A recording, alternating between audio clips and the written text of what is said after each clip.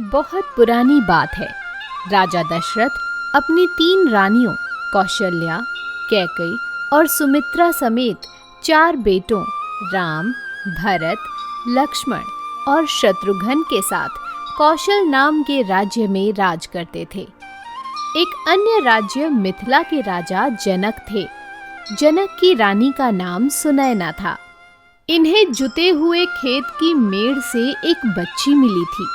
उन्होंने इस बच्ची को गोद में लिया और नाम दिया सीता। जब राम और लक्ष्मण कुछ बड़े हुए तो राजा दशरथ ने इन्हें ऋषि विश्वामित्र के पास युद्ध कला और राजकाज सीखने भेजा।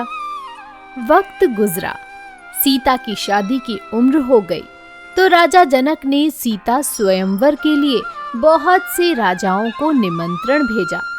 इस स्वयंवर की शर्त थी कि जो शिव धनुष पर प्रत्यंचा चढ़ाएगा सीता का विवाह उसी से होगा। लेकिन सभी राजाओं को हार का मुंह देखना पड़ा। लेकिन स्वयंवर के दौरान राम ने न केवल शिव धनुष आसानी से उठा लिया बल्कि उस पर प्रत्यंचा चढ़ाते समय उन्होंने धनुष को तोड़ भी दिया। इसके बाद राम और सीता का विवाह हो गया। कुछ समय बाद दशरथ ने तय किया कि राम को अपना उत्तराधिकारी बना दिया जाए। लेकिन रानी कैकेयी ने अपनी दासी मंथरा के प्रभाव में आकर राजा दशरथ से राम के लिए 14 वर्ष का वनवास मांग लिया। कैकेयी ने यह सब अपने बेटे भरत को राजा बनाने के लिए किया, लेकिन भरत ने राजा बनने से इनकार कर दिया। भरत ने बड़े भाई राम की चरण पादुकाएं कौशल के राज सिंहासन पर रखकर राम के वनवास से वापस लौटने तक शासन की व्यवस्था संभाली। राम पत्नी सीता और भाई लक्ष्मण के साथ वनवास में यात्रा करते हुए पंचवटी के जंगल में पहुंचे, जहां लंकापति नरेश रावण की बहन सुपर्णखा ने इन पर हमला कर दिया। सुपर्णखा दोनों युवा भाइयों की सुंदरता पर मोहित हो गई थी। इसके बाद सुपर्णखा ने सीता को मारने की कोशिश की, लेकिन उसके सारे दांव बेकार हो गए। बदले में लक्ष्मण ने उसके नाक और कान काट दिए। जब रावण तक यह खबर पहुंची तो वह गुस्से से भर गया। उसने बदले में अपने मित्र मारीच की मदद से सीता का अपहरण करने की योजना बनाई।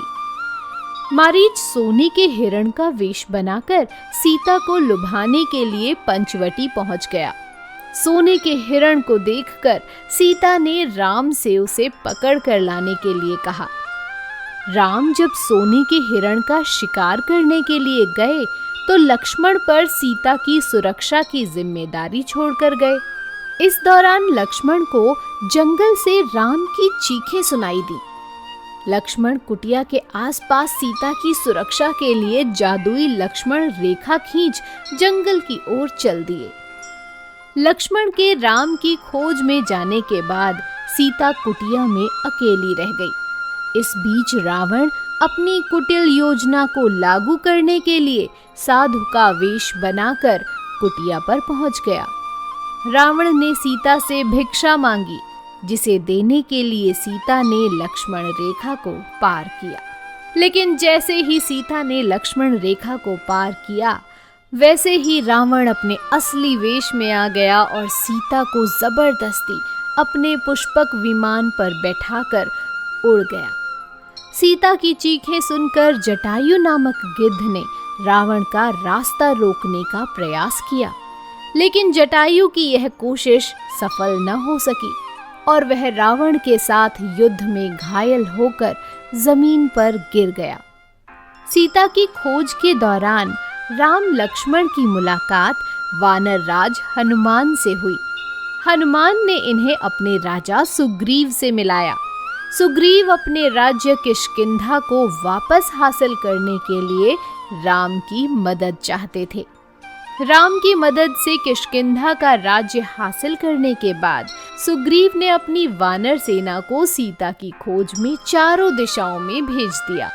लेकिन अंगद के नेतृत्व में दक्षिण दिशा की ओर भेजी गई टुकड़ी को सफलता मिली और वह सीता के बारे में खबर लेकर वापस लौटी। सीता लंका में रावण के कब्जे में थी, लेकिन सीता के पास राम का संदेश लेकर कौन जाए। महाबली हनुमान ने इस कार्य के लिए खुद को पेश किया। हनुमान ने उड़कर समुद्र को पार किया और अशोक वाटिका जा पहुंचे। इसी वाटिका में रावण ने सीता को बंदी बनाकर रखा हुआ था। हनुमान ने सीता को राम की निशानी अंगूठी दी ताकि सीता हनुमान को लेकर सहज हो जाए। हनुमान ने लंका में खासा उत्पात मचाया, लेकिन आखिरकार हनुमान को पकड़ लिया गया और उन्हें राक्षस राज रावण के सामने पेश किया गया। उत्पात से परेशान रावण ने हनुमान को सबक सिखाने की ठानी। रावण ने हनुमान की पूंछ में आग लगाने का हुक्म सुनाया, लेकिन हनुमान ने बाजी पलट दी और पूरी लंका को ही अपनी पूंछ में लगी आग से भस्म कर दिया। इस बीच राम लंका के पास समुद्र तक अपनी वानर सेना के साथ पहुंच गए।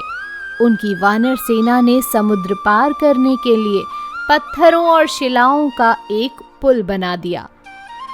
राम समुद्र पार कर लंका पहुंच गए। राम को रावण के छोटे भाई विभीषण ने मदद करने की पेशकश की। इसके बाद राम और रावण की सेना में भीषण युद्ध हुआ, जो काफी दिन चला। इस युद्ध में एक दिन लक्ष्मण बुरी तरह से घायल होकर बेहोश हो गए। लक्ष्मण की जान सिर्फ एक खास जड़ी बूटी से बच सकती थी। इस जड़ी का नाम संजीवनी था। हनुमान को इसे लाने भेजा गया। हनुमान इस जड़ी को लाने के बजाय पूरा पहाड़ ही उठा लाए। खैर, संजीवनी से लक्ष्मण की जान बच गई और आखिरकार इस युद्ध में सत्य की असत्य पर जीत हुई और राम ने रावण का वध कर विभीषण को लंका का राजा बना दिया। इसके बाद राम और सीता का मिलन हुआ। राम, सीता और लक्ष्मण इस जीत के बाद अपने घर अयोध्या लौटे और राम को राजा बनाया गया। राम की जीत और अयोध्या वापस लौटने पर राज्य के निवासियों ने पूरे राज्य में दिए जलाकर दिवाली मनाई। तब से भारत में हर साल इस दिन रोशनी का त्योहार दिवाली बड़े जोर शोर से मनाया जाता है।